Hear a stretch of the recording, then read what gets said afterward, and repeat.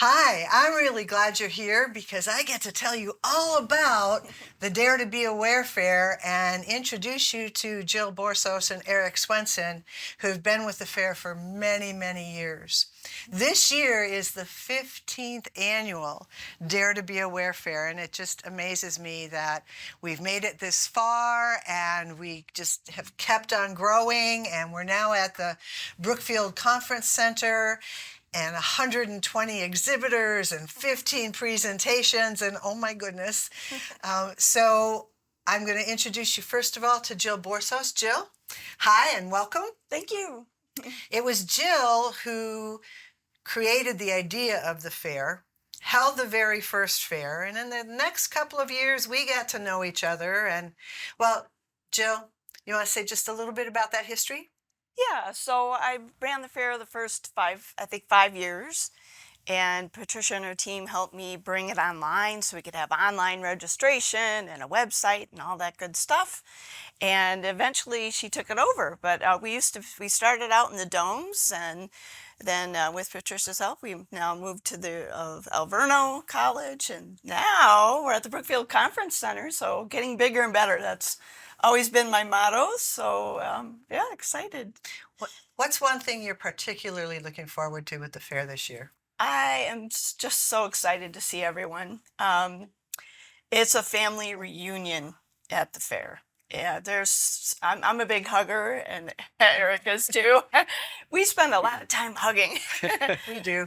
But yeah, just seeing everyone. I mean, some people I've seen be part of the fair as a vendor from day one, like Diane Bloom we were talking about the other day.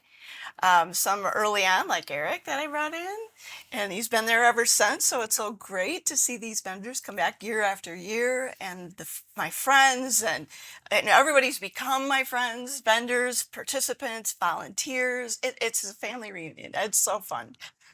So that's part of what you get to look forward to. Yes. I'm especially happy to say that Jill's going to be our keynote presenter for this year's Dare to Be Aware Fair, May 11th, 2024, just in case you didn't notice the date on the website. So, Jill, what are you going to talk about? Do you know yet? Yeah, so Patricia and I were talking about wellness, binging on wellness as the theme for this year. And you can't have wellness without money. It's really difficult. You need money to take care of yourself. You need money to take care of your obligations. And if you're stressed about money, you really don't have any wellness. Yeah, so I'm going to be talking about money wellness, discover 5 keys to prosperity. So 5 keys to power your prosperity path. Oh, I like that. Power your Power prosperity your path. prosperity path. Yes. So we've all been through some twists and turns with money through the years, and that leads to some ways that we show up with money that hinders our capacity to receive. But not just receive money, receive joy, more love, more fulfillment. So let's power up. All right. So you, as the keynote, there will be no other presentations during your time. The vendors get to take a little bit of a lunch break because the keynote's at about, I think it's about 12:30. So it'll be really nice to, everybody can just come pack the room and spend some time with you. That's going to be wonderful. It will be. And Erik. Patricia. So you're going to open the fair again this year, as you have done for, I'm not even sure how many years now. You've been with the Dare to Be Aware Fair. I went back in my records, and it's since 2010. Wow. So this is It's been a lot of fun over the third years. year at the fair. So tell people a little bit about the Global Healing Circle that you do to open the fair. It's really, well, first of all, thank you. Thank you for creating it, and thank you for continuing and helping to grow it and so on. The Global Healing Circle experiences to me are really priceless in many ways. Most of us have become aware of self-care based upon maybe a more Western tradition and processes and procedures. And certainly that can be a choice that's available. There are times where we aren't able to achieve the net results we'd like to be able to. And there are practices that have been in place, in some cases for hundreds or thousands of years, that are different. And I welcome the chance to share the Global Healing Circles. I began sharing them probably about a dozen years ago. Have actually shared them in different countries and many different places, well over 100 of them at this point. And the primary focus of them is really to help people begin to experience what could be part of a process of helping them achieve their desired outcome in a different way. It can certainly supplement whatever they're doing if they have a commitment to some Western practice that they've been advised to undertake and they're in the midst of. No problems at all. But it's really a way of engaging, I would say, our hearts, our souls, our eternal selves in the process. And when we do so, we're really engaging the power that creates worlds that exists within all of us. So it's a wonderful way to share experiences with people. The Global Healing Circles is kind of a nice little slice of an opportunity to help open people to a new way of pondering their health or recovering from whatever illnesses or imbalances have come to exist within them. You know, I feel peaceful inside just listening to you talk about the Global Healing Circles. So the Global Healing Circles are held just before the fair opens at 9 o'clock. The fair opens at 10. So as many people as want to can come and participate. You actually don't even have to pay registration for the fair or admission. You can do just the Global Healing Circle. It's our gift to the community. So I'm hoping that you will join us for the fair. Again, it's May 11th, 2024 at the Brookfield Conference Center. All the details are here on the website. Registration will be open. You can purchase tickets in advance or you can purchase tickets at the door. And in honor of our 15th anniversary, admission is going to be $15. So come join us at the fair and have an absolutely wonderful day. Hello, everybody, and welcome back. I'm Patricia Clayson, and I'm here interviewing Jill Borsos. And Jill is the founder of the Dare to Be Aware Fair, and she also has her own organization. You do coaching, you do workshops, you do professional speaking, some consulting work, all kinds of things. You're going to tell us more about that. So, Jill, let's just start out with what's possible. What is it that you vision that is possible for us that causes you to do what you do? Yeah, so I like to have people tap into that. So I'm just going to invite everyone to just close their eyes for a moment. Okay, me too? You too. Okay. Yeah, so to close your eyes and take a breath. And to receive. All of us are innately wired to know and want more, to know that we have potential, greater potential, and that we are worthy of more. And so what is possible for you? If you allow yourself to feel that possibility, to sense it, feel it, maybe hear it, know it. What is that possibility for you? Maybe it's something new, maybe it's something exciting, maybe it's a way of being, maybe it's something you've desired for a long time. Maybe it's joy, peace. To know it now. And then open your eyes. And just notice what you notice. Did you notice something new pop up? Did you notice that maybe you knew what it was? You have an inkling of what it was, but it wasn't clear? There's always, what was that? Well, for me, what it was is I noticed a really big smile when you said joy. That the rest of the time I had this like peaceful face. Of course, they could all see it. I can't see my own face, but it felt like a peaceful face. And you said joy, and I felt this big grin. So I don't have a picture to go with it, though. Just a really nice feeling when you said joy. Yeah, so it's just knowing what's possible for us is so important. Yeah. So we have to vision something. That's an important first step. It is an important step to know that there is something there for you. So for you, it may be joy. What's going to bring you more joy? Depending on what you saw. I'm just checking my cards here because I got some good questions for you, and I want to make sure I ask them. So I didn't see anything in particular when you said joy. I know I really felt something, though, so I'm going to be curious to see how that sort of bubbles up.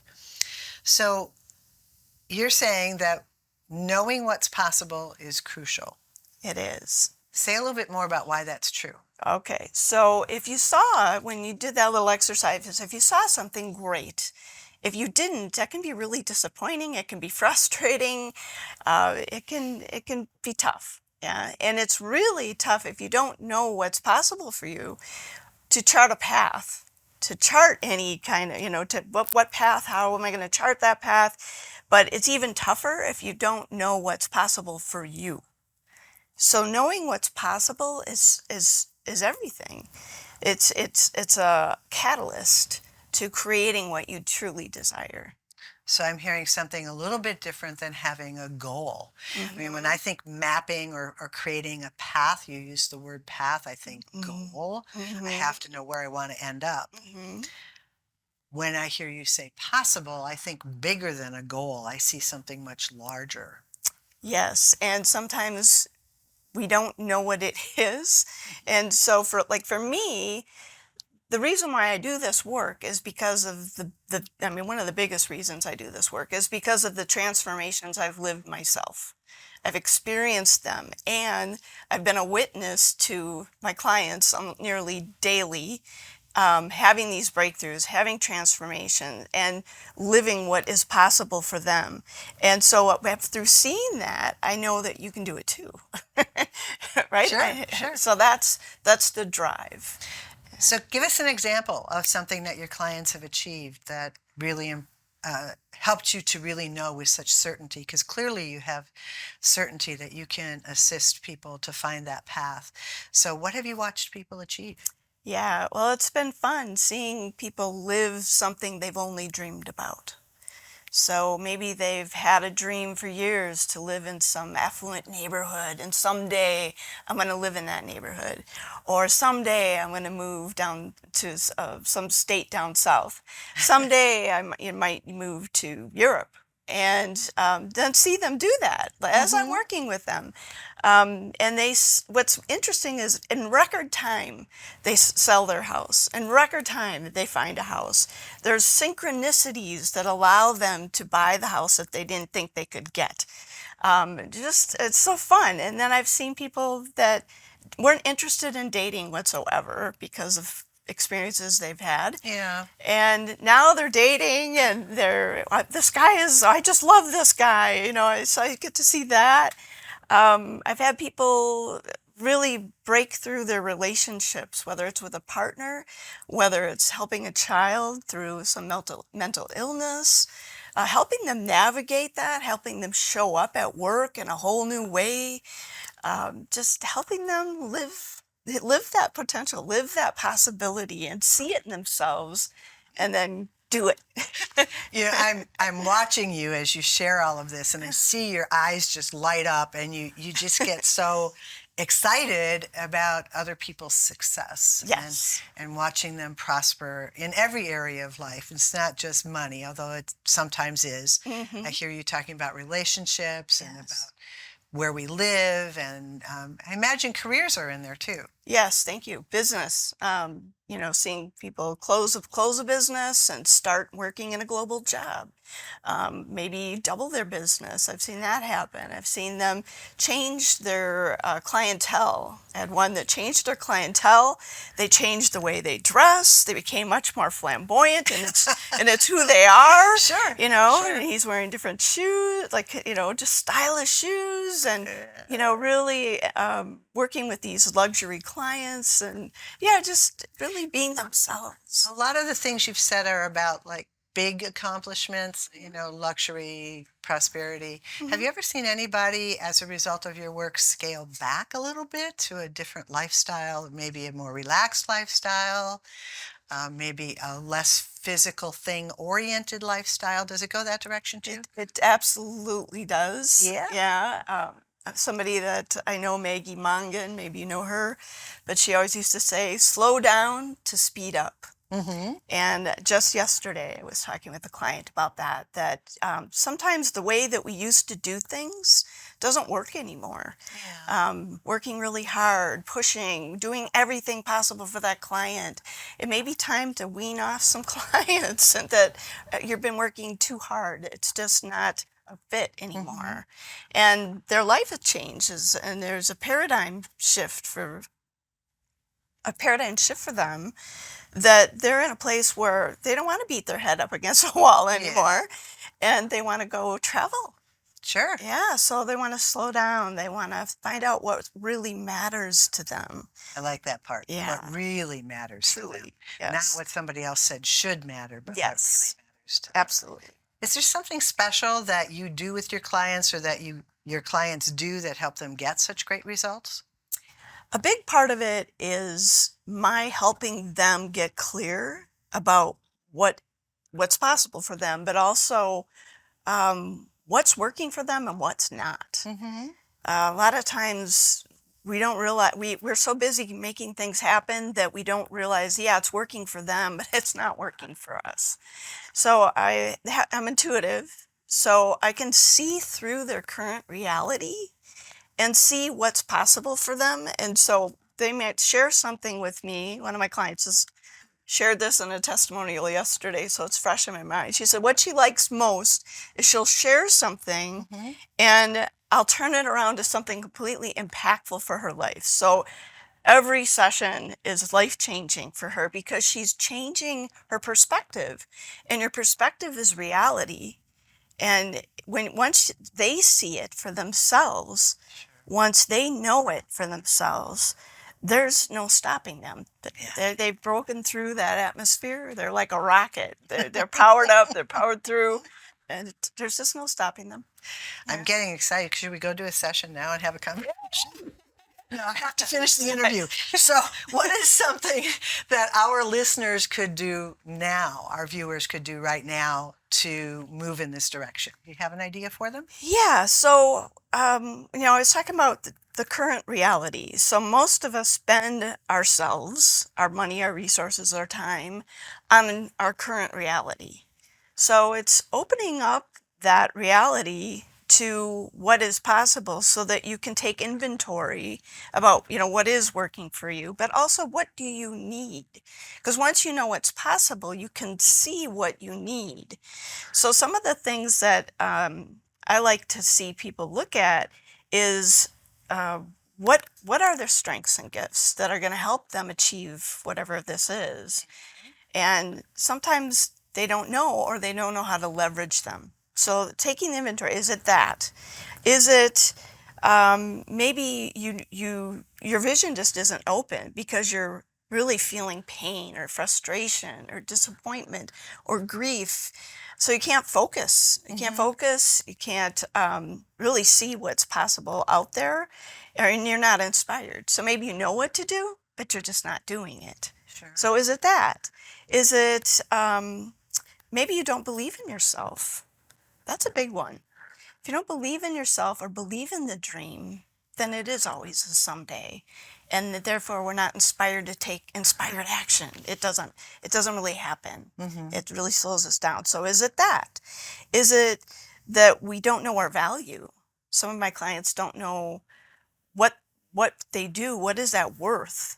Value-wise, monetarily, also impact in the world. Sometimes what they do is so amazing in the world, and they receive so much from it in connections and resources and all these other things that add up. We did an exercise once with somebody where it was hundreds of thousands of dollars, but the money didn't show up in hundreds of thousands of dollars, but to see the value and the impact that they're having.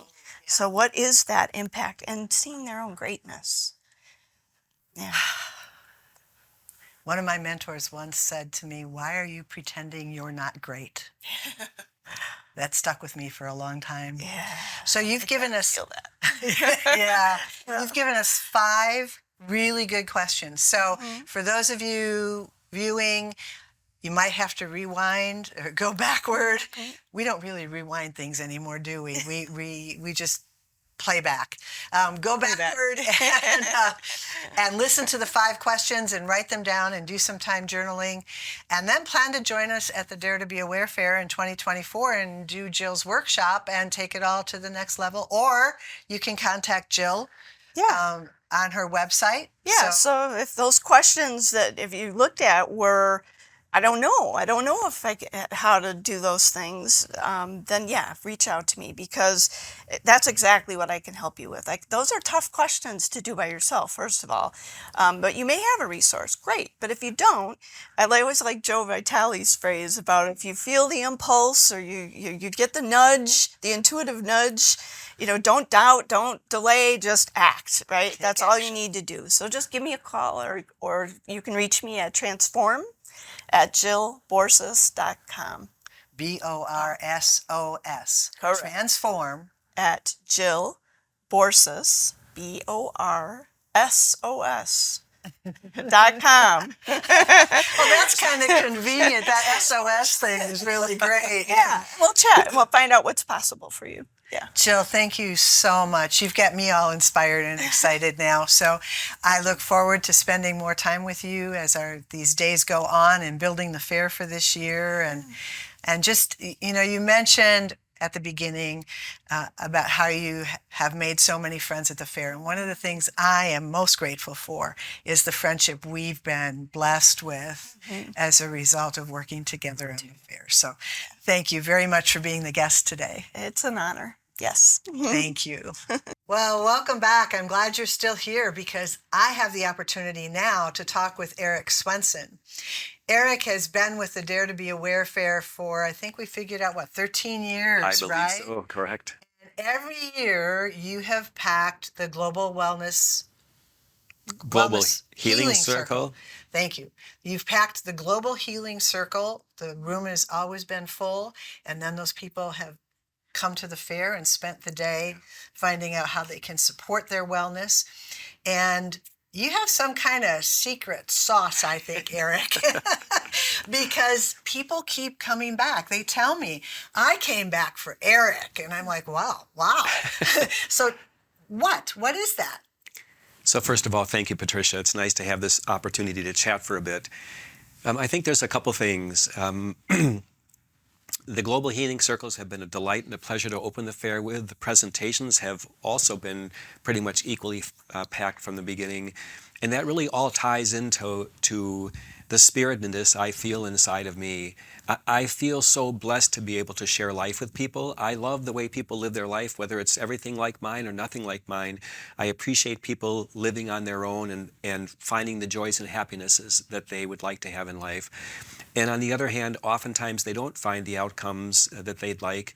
In the healing situations, for example, a lot of people have some health issues that they may or may not be making the progress on.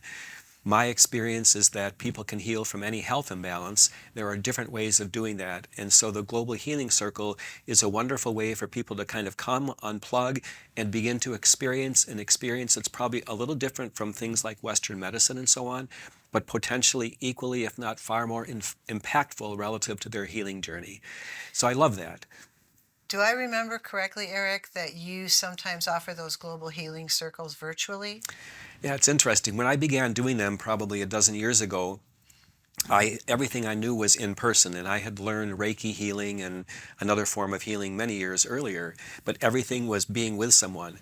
And I actually volunteered for an event one time to help out, and when I got close to the event, I saw that people that were being put into my group one was from Australia, one was from, and I'm thinking, are these people coming this far? And it turned out to be virtual. So I ended up beginning to share those events virtually for a number of years, and they were incredibly impactful to people all over the world. We had quite a following on a Facebook clump, so to speak. I don't know what kind of group or whatever, where the feedback each week and the changes in people's lives and in their healths were just phenomenal. So they come in lots of different shapes, sizes, and forms, and so on. And so people keep coming back to a Global Healing Circle. It's not something that they do just once. It's really, each person's always welcome to their own journey. I think that, we're all busy and we typically get into patterns. And if our pattern is, hey, go to the doctor and do this, and the doctor says do this and do that and do this and do that, we do it because we kind of have to. And sometimes we're experiencing the results we'd like, and oftentimes we're not.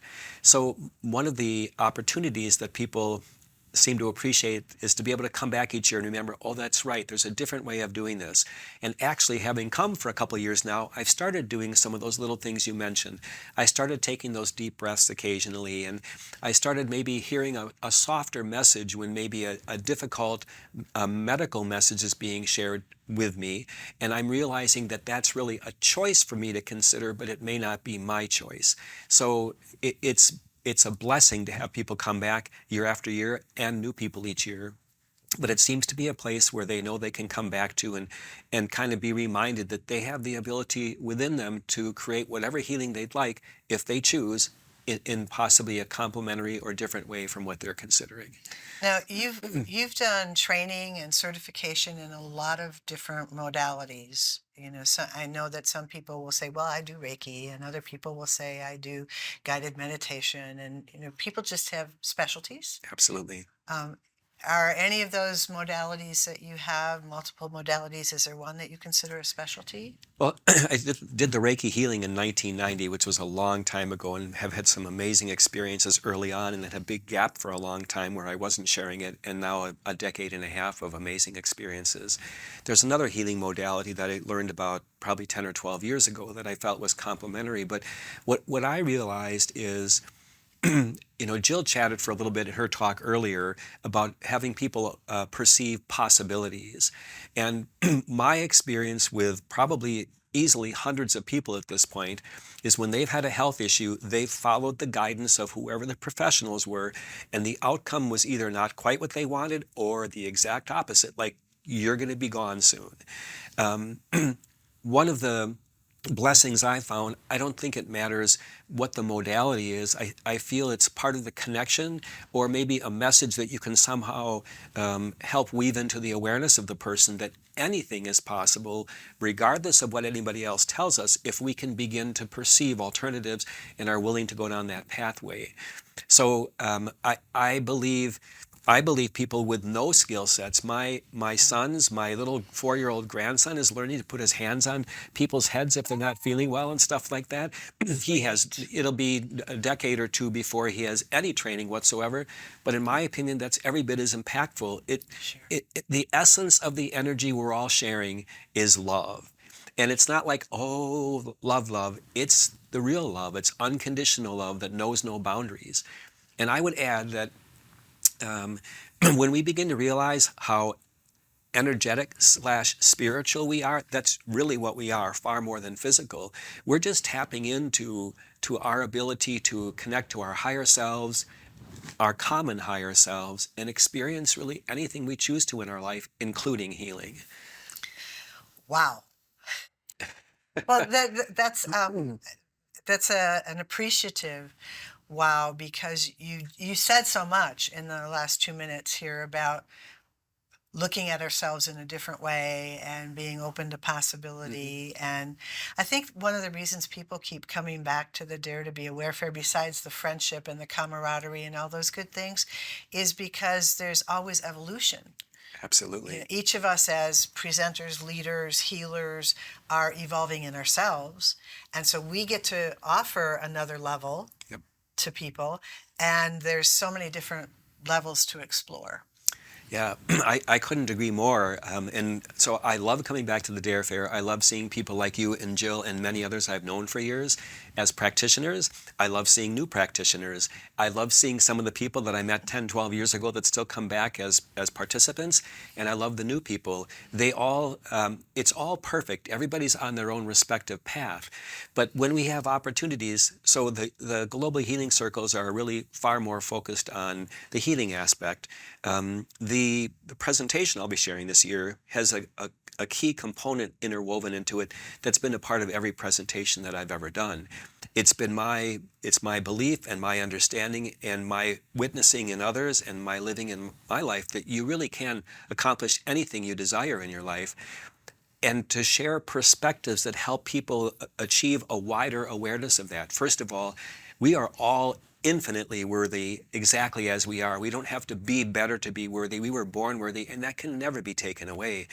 We all have the innate ability to create whatever we want in our life, but no one told us that. We weren't told that when we were little kids. So we need to peel a couple layers off the onion and realize, hey, wait a minute, in the middle is this beautiful person of me, and I really can create anything I'd like. So my point is, I always like to help people understand how we do that.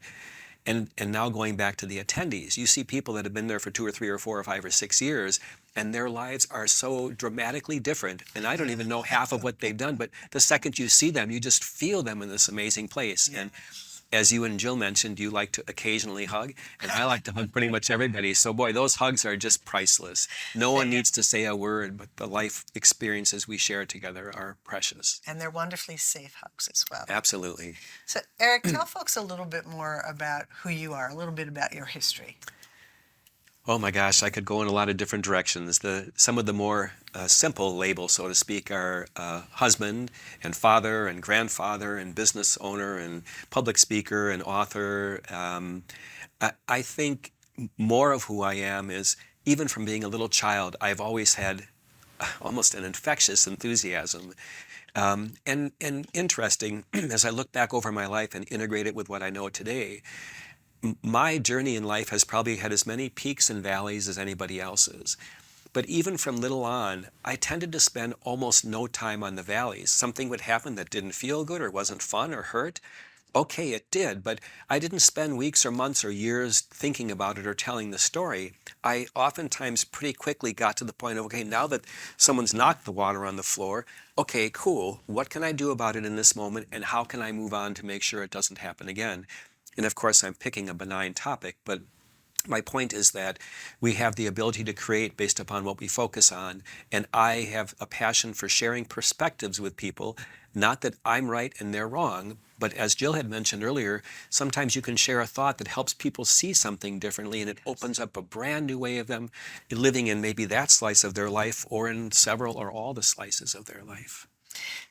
The idea that just came to mind for me was mirror, that you and Jill and other folks who work in coaching and healing and all of those kinds of things are really being a mirror saying, look here, this is the potential you, this is the possible you. So the mirror is not as much the present moment as it is reflecting to them who they could be. It's also the magnificence of everybody. I feel like most of us over time begin saying, well, I'm this and I'm that, and I did this wrong and I did that wrong, and this hasn't worked for me. We are all amazing beings, and when we live our life, the whole intent of living life, my understanding, is to come forth and experience ever more greater joy and love and light in our life. So when we have, the water gets knocked over, or we stub our toes in some regard, if we make that the story of our life, the way the universe works, the universe is going to keep bringing us more experiences just like that for the rest of our life. But if we say, oh, that hurt a little bit, but because of that, I happen to look up and oh my gosh, there's a person, whether it's the wife that I met in Nicaragua in a far better than any Disney movie you've ever seen, and have now shared life with her ever since. The pathway to all we desire is available to us, and we're so worthy of it. So that's, I think, part of what we share is the worthiness and the acceptance. Doesn't matter who you are, where you're at. You're loved unconditionally. We're here to help if we can, and nothing's broken here. We just have new opportunities to live our life in different ways if we choose. If we had a whole lot more time, I'd have you tell the Nicaragua story, but we don't. We're limited in time, of course. However, is there a success story of your own or of one of your clients that you could inspire us with? I'll share a couple brief ones. Probably 8 or 10 years ago, I had accumulated so many awarenesses that I put together. I had felt this feeling to offer basically a life mastery program. So I did 2 sessions, one for a group of people in spring for 5 months and one in fall. We had about 20 or 22 people between the two. We met once a month for, I think it was 5 hours on a Sunday, including lunch. It was a pretty long period of time. And I will tell you that when everybody that came had at least 1 or 2 or 3 or 4 or 5 or 6 pieces of the pie of their life that just were not in a place that were good for them. And even as the months progressed, you could just see them being one by one, the issues were being resolved. And now you see them even months later or years later, and they're just in such a different place. an absolutely different place. And what a huge blessing to be able to be a part of that. From a healing standpoint, when I did offer to participate in that healing event and found out I had people from all over the world, which I wasn't aware of. These weren't ones that I invited. These were ones that someone else orchestrated. It was very interesting because the person that hosted the event, who's a wonderful participant in the Dare Fair, a beautiful person, she got an email the next day from this woman in Australia, and she basically said, ever since I was a child, I've had this issue, this issue, this issue, this issue, and this issue. And she said, I finished with that healing circle yesterday, and they were all gone. And I've heard that's one example, but that wasn't even in person. That wasn't me hands-on or hands near, and have really been blessed to have a lot of experiences like that. Yeah, you're saying that it wasn't you hands-on. I think that the work that we all do has this larger impact on the consciousness of the planet, if you would, Absolutely. that even if it's just two people working one-on-one, if we're working toward healing, it's helping. Yep. Or even helping a person find one greater way to enjoy their lives or find happiness in their lives or maybe resolve an issue or let go of something they've not been able to let go of, because we really are all one. The source of energy that empowers all of our lives is the same source. Doesn't matter what color of our skin or religion or political favors we have or practices we favor. We're all one, and so we're all united in our continued progression over time. Ascension might be another word. So I'm reaching over because on account I have Erik's book, and I had the pleasure of reading it. I have a couple bookmarks in here. So Erik, you want to tell everybody about the 10 eternal truths? So the rest of the title, of life, healing, death, purpose, and creating all we desire in our lives. So really, in essence and simplicity, really most of the comments I've shared today really support that. I've defined 10 eternal truths that I believe apply universally to all. And as you become not just familiar with them, but maybe ponder ways to begin integrating them into your life, the things that were so problematic either disappear or get resolved. The things you never even thought of come to mind. Oh, I never thought about doing that, but I'd love to do it. And then that opens the door to them doing it. So it's definitely not written. A beloved friend of mine who's sitting next to me here had mentioned that it's definitely probably not for the I don't know how to say it. The language is very deep. It is. And I would invite people, I've had some wonderful feedback, I would invite people to maybe read a chapter at a time and give it a couple days, because as you start moving through the day, oh my gosh, I get it now. It starts to make sense, and they build upon each other. Yeah, I think I told you that you sounded a lot like Buckminster Fuller. I believe that. I recall that well. And I loved reading the book, Erik, and I do agree with you, the idea. I mean, there were days where I would read like 2 pages and stop and just let those 2 pages just settle. So you'll have these at the fair. Absolutely. And they're also available online. Yep. If people wanted to reach out to you and connect with you, talk to you prior to next May, because that's a long ways away right now. It's a ways away. How can they reach you? Probably the easiest way to do so is to do it through a website that I set up years ago, and it needs to be redone. But the website has a Contact Erik page. And the website is erikswenson.com, and I'll spell that. Erik is E-R-I-K, Yes. and Swenson is S-W-E-N-S-O-N. So erikswenson.com. You'll see some stuff that's just fine on there. It's definitely going to be redone. By the time you get to the Dare Fair, it'll be all redone. But there is a Contact Erik page, and if you send a note, I'm happy to get back to you. It'd be my pleasure. And that's about you integrating a lot of the different things that you've been doing so that they have one focal point. Correct. Exactly so. So I'll look forward to watching that website evolve. I'm looking forward to helping it evolve. So I kind of took you off script, so to speak. I asked you a few questions that you didn't ask me to ask you. Is there anything I forgot to ask or didn't bring up that you still want to share with everybody before we go? I think fundamentally, people, most of us, are so much more than we have awareness of. Our abilities truly are limitless. And as we come to the Dare Fair or go to Jill's presentation or read the book or do any of the things that you help sponsor and so on beyond the Dare Fair, there's really so much more. And if anybody feels any limitations in their life whatsoever, super cool, because limitations help us determine, okay, I feel limited here. we're going to help you focus on what would you really like to experience and find a pathway to that. So please know that whether it's your health, no matter what the issue is in life, Jill was talking even about finances earlier, which is such a challenge for so many people. You can always get to where you want to go. Maybe an additional perspective or two is necessary, but find some help somewhere. Come to the Dare Fair, meet some of the practitioners, hop on Amazon to buy the book or whatever you can do. Our ability to live our life with as much joy and happiness and love is as unlimited as our awareness is. So it's time to expand our awareness, which is really what the Dare Fair does year after year after year. Well, thank you. We could keep talking. I know we could. Until the Dare Fair and then some. And then some. You used a phrase in the material that you wrote in helping me to figure out how to do this interview. You said, blessed to be a blessing is a phrase that your dad taught you.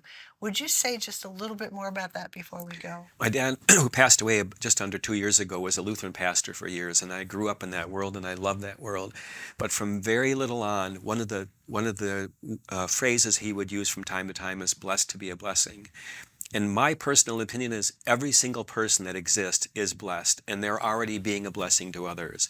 So I love opportunities that allow any of us to be blessings to others. And again, it might be as simple as saying to a clerk at a grocery store, wow, your hair looks beautiful today, when you know they're having a tough day. Or it might be someone like Jill spending days or weeks or months helping them realize all the potential in their life.